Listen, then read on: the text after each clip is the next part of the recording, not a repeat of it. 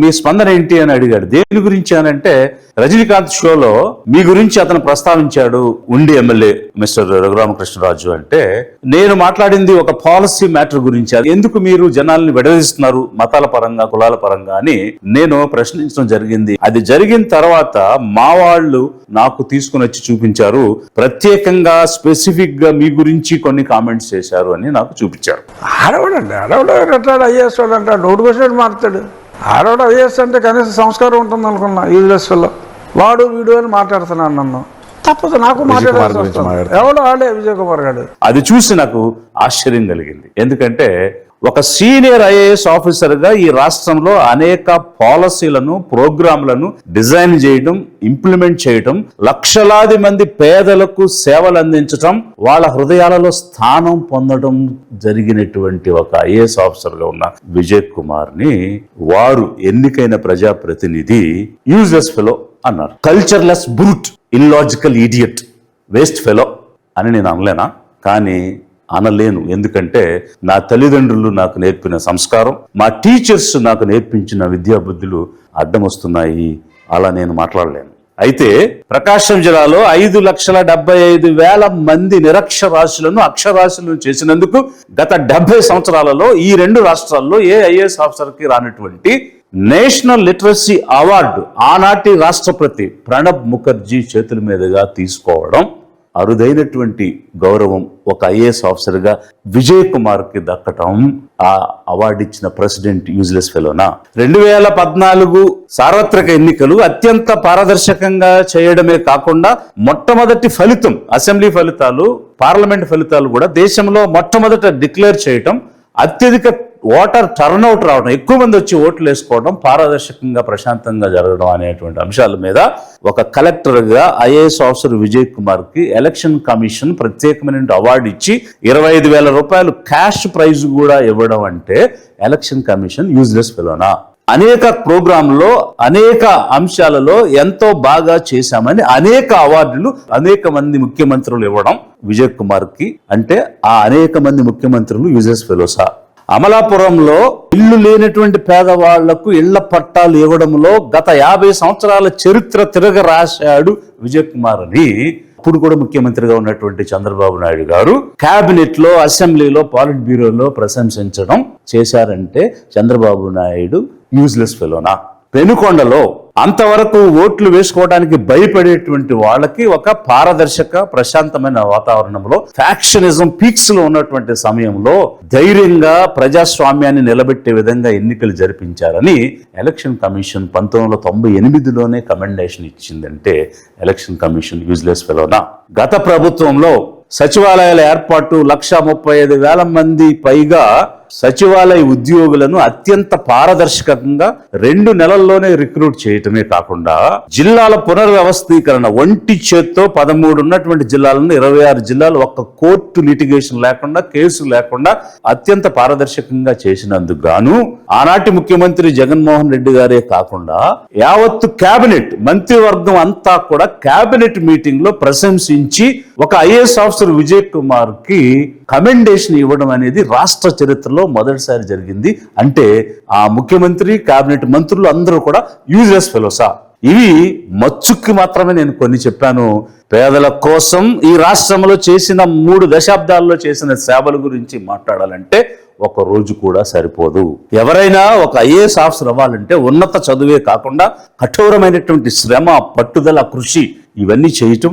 ఇది చేసి సర్వీసులకు వచ్చిన తర్వాత 2 సంవత్సరాల పాటు ఒక రిగరస్ ట్రైనింగ్, అనేక చట్టాల మీద, రెవెన్యూ, పోలీస్, డెవలప్మెంట్, ఇట్లా అనేక చట్టాల మీద థియరిటికల్, ప్రాక్టికల్ ట్రైనింగ్ ఇవన్నీ చేసిన తర్వాత ఒక ఐఏఎస్ ఆఫీసర్ గా పదవిలోకి రావటం అనేటువంటి జరుగుతుంది. అలాంటి ఒక ఉన్నతమైన, అంటే దేశంలోనే అత్యున్నతమైనటువంటి సర్వీసుగా పరిగణించే ఐఏఎస్ ఆఫీసర్ని ఒక యూజ్లెస్ ఫెలో అన్నారనంటే వారికి విజ్ఞత ఉందా లేదా అని అధిక జనం ఆలోచించమని కోరుతున్నాను. విజయ్ కుమార్ గాడు అని ఒక ఎన్నికైన ఎమ్మెల్యే మాట్లాడుతున్నాడు.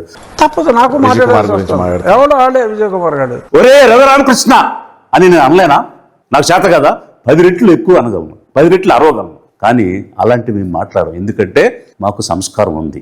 నేను మాట్లాడిన ప్రతి మాట ప్రజా విషయాలకు సంబంధించి, మీ ప్రజా జీవితానికి సంబంధించి, ప్రజా జీవితంలో మీరు చేస్తున్న పనుల గురించి, విధానాల గురించే తప్ప ఒక్క వ్యక్తిగతమైనటువంటి అంశం నేను ఎక్కడ కూడా ప్రస్తావన చేయలేదు. మీ రూపురేఖల గురించి కానీ, మీ పర్సనల్ లైఫ్ గురించి కానీ. మా పార్టీ లిబరేషన్ కాంగ్రెస్ పార్టీకి ఒక విధి విధానాలు ఉన్నాయి. మా విధి విధానాలు ఏంటి? మేము వ్యక్తుల జీవితాలు చూస్తామా, లేక వ్యక్తి యొక్క ప్రజా జీవితం చూస్తామా, వ్యక్తిగత దూషణలు చేస్తామా? ఇలాంటి అంశాలన్నీ కూడా నేను చాలా స్పష్టంగా పార్టీ ఆవిర్భావంలోనే చెప్పడం జరిగింది. మా లిబరేషన్ కాంగ్రెస్ పార్టీకి ఒక సిద్ధాంతం అనేది ఉంది. పార్టీకి కొన్ని విలువలు ఉన్నాయి. ఏ విధమైనటువంటి విలువలు అంటే, వ్యక్తిగత జీవితాలను ఆసరాగా తీసుకుని తొంగి చూసి వాటి గురించి విమర్శలు చేస్తూ ప్రజలకు ఏమాత్రం ఉపయోగకరం లేనటువంటి వ్యక్తిగత జీవితాలు, వ్యక్తిగత విమర్శలపై ఎలాంటి దృష్టి సారించే ఆలోచన లిబరేషన్ కాంగ్రెస్ పార్టీకి లేదు. అలాంటి అంశాలకు స్పందించేటువంటి అవకాశం కూడా ఈ పార్టీ విలువల్లో లేదు. పవన్ కళ్యాణ్ గారి యొక్క వ్యక్తిగత జీవితం గురించి జగన్మోహన్ రెడ్డి గారు ఆ రోజు ముఖ్యమంత్రిగా ఉన్నప్పుడు మాట్లాడితే దాన్ని మేము ఖండించాం. వారు మాట్లాడింది తప్పు అని చెప్పాం. ఏదైతే మిమ్మల్ని వ్యక్తిగతంగా అతను విమర్శించారో దాన్ని మేము లిబరేషన్ కాంగ్రెస్ పార్టీ నిర్ద్వందంగా ఖండిస్తుంది. మీ వైవాహిక జీవితం గురించి కానీ, మీ వ్యక్తిగత అంశాల గురించి కానీ వారు మాట్లాడిన దాన్ని మేము సమర్థించడం అది తప్పు. మీ మనోభావాలు దెబ్బతింటే మా మద్దతు మీకే. మీ విషయంలో కూడా మీకు కస్టోడియల్ టార్చర్ జరిగి మిమ్మల్ని కొట్టింది నిజమైతే లిబరేషన్ కాంగ్రెస్ పార్టీగా ఖండిస్తున్నాము. హ్యూమన్ రైట్స్ ని మేము బిలీవ్ చేస్తాము. అది మానవ హక్కుల ఉల్లంఘన అని నేను మీ గురించి మీరు అసెంబ్లీలో ఉన్న సమయంలో నేను మాట్లాడటం జరిగింది. నిజంగా ఈ రాజుగారికి టార్చర్ జరిగి కొట్టి ఉంటే మేము ఖండిస్తున్నాం. We are on his side if that has happened. అలాంటి నన్ను మీరు గాడు, వాడు, వీడు అని అంటున్నారు. I'm challenging you mister Raghurama Krishna. నేను ఎక్కడైనా మిమ్మల్ని తోలనాడానా, చంద్రబాబు నాయుడు గారిని కానీ, పవన్ కళ్యాణ్ గారిని, అలాగే లోకేష్ గారిని, ఎవరినైనా సరే మాట జారటం గాని, అమర్యాదగా మాట్లాడటం గాని జరిగినట్టు ప్రూవ్ చేయి, లేకపోతే యు రిజైన్. మీరు ఈ రోజు అభియోగం చేశారు. రజనీకాంత్ తో మీరు పచ్చి అబద్ధాలు చెప్పారు. నేను ఎప్పుడు కూడా ఒక్కసారి కూడా మిమ్మల్నే కాదు ఎవరిని కూడా అమర్యాదగా మాట్లాడలేదు.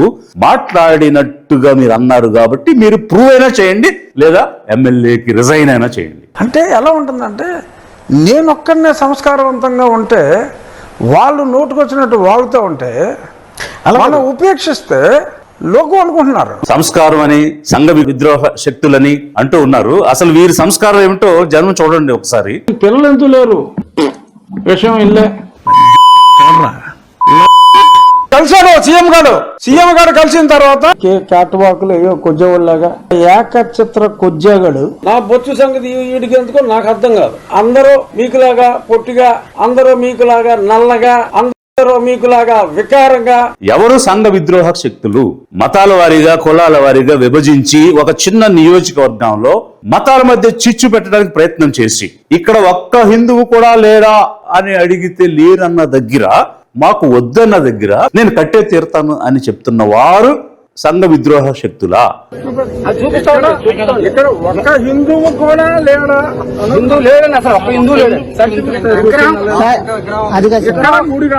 లేక వారికి ఇష్టమైన పని చేయండి, ఇష్టం లేని పని చేయొద్దు. ఎందుకంటే వాళ్ళు మీకు ఓట్లేశారు, ఓట్లేసి గెలిపించిన వాళ్ళ అభిష్టం ప్రకారంగా ఎన్నికైన ప్రజాప్రతినిధి పని చేయాలని చెప్పే నేనా? ఎవరు సంఘ విద్రోహక శక్తులు అనేది అధిక జనం ఆలోచించాలి. ఇక్కడ ఒక రాజ్యాంగ బద్ధంగా ప్రమాణ స్వీకారం చేసి రాగద్వేషాలకు అతీతంగా ఉంటామని చెప్పి రాగద్వేషాలు రెచ్చగొట్టే వాళ్ళు సంఘ విద్రోహక శక్తులా, లేకపోతే రాగద్వేషాలకు అతీతంగా అందరినీ సమానంగా చూడండి, సమన్యాయం ఇవ్వండి అని చెప్పేటువంటి లిబరేషన్ కాంగ్రెస్ పార్టీ సంఘ విద్రోహక శక్తి? జనం ఆలోచించాలి. ఈ నలుగురు నూతిలోని కప్పలు సమాజం మొత్తం మనం ప్రభావితం చేసేవన్న భ్రమలో ఉన్నారు. వారిని త్వరలో అందరూ బహిష్కరిస్తారు. ఆ బహిష్కరణ నా ఉండితో మొదలవుతుంది. వీళ్ళంతా బావిలో కప్పలు, ప్రభావితం చేయలేరు, ఇట్లాంటి మాటలనే మాట్లాడుతూ ఉన్నారు. నా గురించి విజయ్ అనేటువంటి నేను మాత్రమే మీరు మాట్లాడిన అంశాలకు సంబంధించి నేను చెప్తూ ఉన్నాను. ఏమిటంటే 2000 సంవత్సరాల క్రితం ఉన్నటువంటి మనుస్మృతిని, బ్రాహ్మణీయ మనువాదాన్ని మీరు అమలు చేయాలనేటువంటి ప్రయత్నం కంకణం కట్టుకుని ముందుకు నడుస్తున్నట్టుగా జనంలో జరుగుతున్నటువంటి చర్చ. కానీ గత 2000 సంవత్సరాలుగా ప్రపంచం చాలా ఇవల్యూషన్ జరిగింది. పరిణామ క్రమంలో అనేక మార్పులు వచ్చాయి. ఆటోక్రసీ నుంచి, నిరంకుశత్వం నుంచి డెమోక్రసీ అనేది వచ్చింది. డిక్టేటర్షిప్ పోయి ప్రజాస్వామ్యం వచ్చింది. అలాంటి పరిస్థితుల్లో భారతదేశంలో కూడా ఈరోజు ప్రజాస్వామ్యం అనేటువంటి ఒక రాజ్యాంగం అమల్లోకి వచ్చింది. రాజ్యాంగం అమల్లోకి వచ్చిన తర్వాత కూడా అందులో ఫండమెంటల్ రైట్స్ అనేటువంటివి వచ్చిన తర్వాత కూడా ఆ ఫండమెంటల్ రైట్స్ ప్రకారంగా వ్యక్తి తనకు సంబంధించిన ఫ్రీడమ్ ని అవైల్ చేసుకోవచ్చు అనే పరిస్థితి 70 సంవత్సరాలుగా ఉన్న తర్వాత కూడా ఆ వ్యక్తుల ఫ్రీడమ్ ని నేను హరిస్తాను, వాళ్ళ అభిమతం కాదు, నేను దానికి వ్యతిరేకంగా చేస్తాను అని మాట్లాడుతున్న వాళ్ళు బావిలో కప్పలా, లేకపోతే ప్రపంచం ఎదిగింది, ఇవాల్వ్ అయింది, రాజ్యాంగానికి అనుగుణంగా మీరు ముందుకు నడవండి అని సూచిస్తున్న వాళ్ళు బావిలో కప్పలా అధిక జనం ఆలోచించాలి. రాజ్యాంగం ఇక్కడ సెంటర్ ఆఫ్ పాయింట్. రాజ్యాంగంలో ఉన్నదాన్ని నేను చెప్తున్నాను. ఆ పనికి వాళ్ళు రాజ్యాంగం తప్పు అంటున్నారు. నేనేం చేయాలి? Can anybody comment on your constitution? మాట్లాడితే రాజ్యాంగం తెలియదు, రాజ్యాంగానికి వ్యతిరేకంగా వీళ్ళు పనిచేస్తున్నారు అని చెప్పి అందరినీ కలిపి మాట్లాడుతున్నారు. విజయాన్ని నేను మాట్లాడుతున్నాను ఏమిటంటే, అయ్యా రఘురామకృష్ణ, మీరు కొంచెం నాలెడ్జ్ పెంచుకోండి, ఏదైనా ఒక అంశాన్ని క్షుణ్ణంగా అధ్యయనం చేయండి. రాజ్యాంగం వేరు, ప్రెసిడెన్షియల్ ఆర్డర్ వేరు. Constitution is different from the presidential order of 1950, 1956 and 1990. ఎందుకనంటే రాజ్యాంగంలో 341, 342 ఆర్టికల్స్ లో షెడ్యూల్డ్ కాస్ట్ గురించి, షెడ్యూల్డ్ ట్రైబ్స్ గురించి క్లాజ్ 1 లో ప్రెసిడెంట్ ఎవరికి ఇది ఇవ్వాలి అని నిర్ణయించేటువంటి అవకాశం ఉందని, క్లాస్ 2 లో ఏ జాతిని ఉంచాలి, ఏ జాతిని తీసేయాలనే అధికారం పార్లమెంట్ కి ఉందని 341 లో చెప్తుంది. సేమ్ ఎస్టీల గురించి 342 లో చెప్తుంది. కాబట్టి రాజ్యాంగంలో ఎక్కడ కూడా మతాన్ని ప్రాతిపదికగా తీసుకుని ఎస్సీలకు కానీ, ఎస్టీలకు కానీ, ఓబీసీలకు కానీ, ఈడబ్ల్యూఎస్కి కానీ మరి ఎవరికైనా కూడా రాయితీలు ఇవ్వండి, రిజర్వేషన్లు ఇవ్వండి, అవకాశాలు ఇవ్వండి, ప్రాతినిధ్యం ఇవ్వండి, చట్టసభలో ప్రాతినిధ్యం ఇవ్వండి అని చెప్పలేదు. కేవలం ప్రెసిడెంట్ కి ఎవరుండాలని చెప్పే అధికారం ఇచ్చారు. పార్లమెంట్కి ఏ జాతిని ఉంచాలి, ఏ జాతిని తీసేయాలని అధికారం ఇచ్చారు. మత ప్రస్తావన లేదు. తెలుసుకోండి, కొంచెం నాలెడ్జ్ పెంచుకోండి, కొంచెం జ్ఞానం తెచ్చుకోండి మిస్టర్ రఘురామకృష్ణ.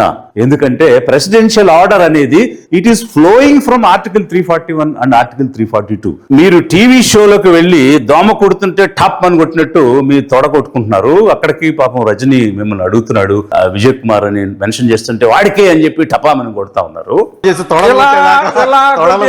వచ్చింది. సో ఈ తొడగొట్టడం అనేది సునీల్ కుమార్ కి, విజయ్ కుమార్ కి, వీళ్ళందరికీ కుమారులే, నలుగురు కుమారులు. ఫ్యాక్షనిజం భయంకరమైనటువంటి పరిస్థితి ఉన్నప్పుడు మనిషి కనిపిస్తే ఎదురు పడితే వణికిపోయేటువంటి పరిస్థితి నడుస్తున్న కాలంలో ఫ్యాక్షనిస్ట్ గా పేరుగాంచినటువంటి ఒక sitting MLA ex minister Paritala రవిని లోపలేయమని సెక్షన్ 144B కింద ఒక ఆర్డర్ ఇచ్చాను. అయితే ఒక సిట్టింగ్ ఎమ్మెల్యేని, ఎక్స్ మినిస్టర్ ని బయట తిరగనీయకుండా 144B అనే ఆర్డరు దేశంలో 2 సార్లు మాత్రమే ఇచ్చారు. ఒకటి యూపీలో, 2 ఏపీలో మిస్టర్ విజయ్ కుమార్ అని ఈనాడు పేపర్ బ్యానర్ ఐటమ్ గా రాసింది.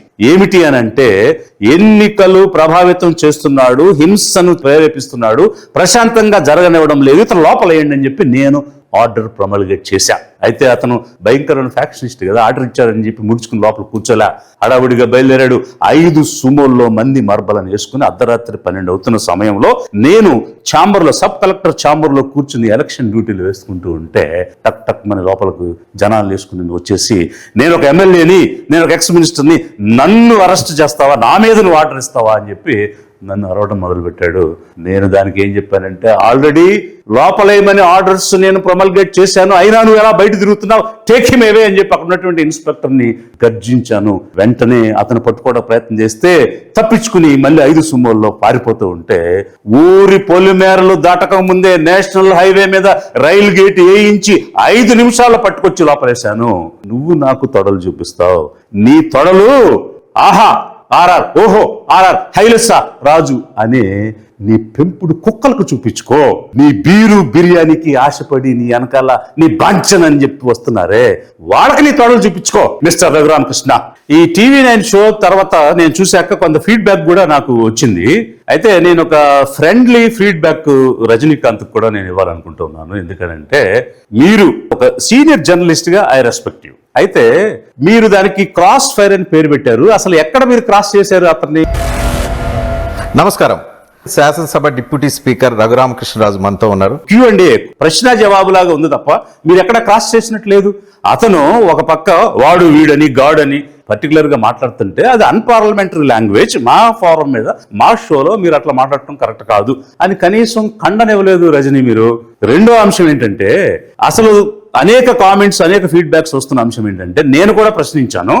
మీరు ఇంచుమించు ఒక 900 కోట్లు లోన్ తీసుకుని ఏదో పవర్ ప్లాంట్ పెడతానని దాని మీద ఫిక్స్డ్ డిపాజిట్ చేసి దాని మీద ఇంకో 800 కోట్లు తీసుకుని దుర్వినియోగం చేశారని సిబిఐ ఎంక్వైరీ నడుస్తుందని చెప్పుకుంటున్నారు. నిజమేనా అని నేను ఈ గౌరవ ఎమ్మెల్యే రాజు గారినే నేను అడిగా. అది నిజమైతే మరి ఆ ఎంక్వైరీ ఎందుకు ఆపుకోవాలనుకుంటున్నారు? దాని మీద ఛార్జ్ షీట్ ఫైల్ చేయొచ్చని సుప్రీంకోర్టు కూడా క్లియరెన్స్ ఇచ్చిందంట కదా, నిజమేనా అని కూడా నేను అడిగా.